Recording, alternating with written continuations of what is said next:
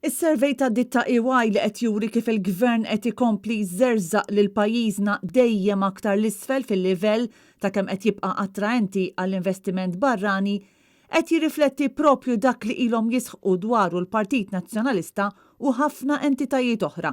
Survey li jagħti raġun l-oppożizzjoni, li jagħti raġun l-imsieħba soċjali, li jagħti raġun l-stakeholders u l-negozjanti u l-investituri meta ngħidu li l-ekonomija ta' pajjiżna ma tistax tiżviluppa, ma tistax tikber jekk ma ninvestux f'industriji ekonomiċi ġodda, jekk ma ninvestux fil-riżors uman.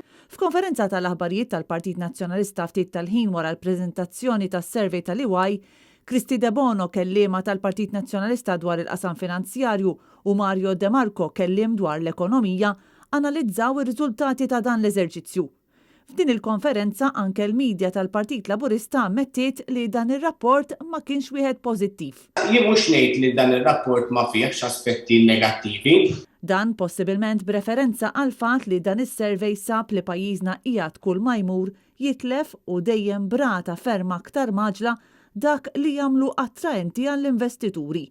Id-deputat Mario De Marco minnaħa tiegħu tkellem dwar il-ħtieġa ta' aktar viżjoni jekk irridu li noħorġu minn dan l-isqaq. Irridu naraw viżjoni ekonomika ġdida irridu.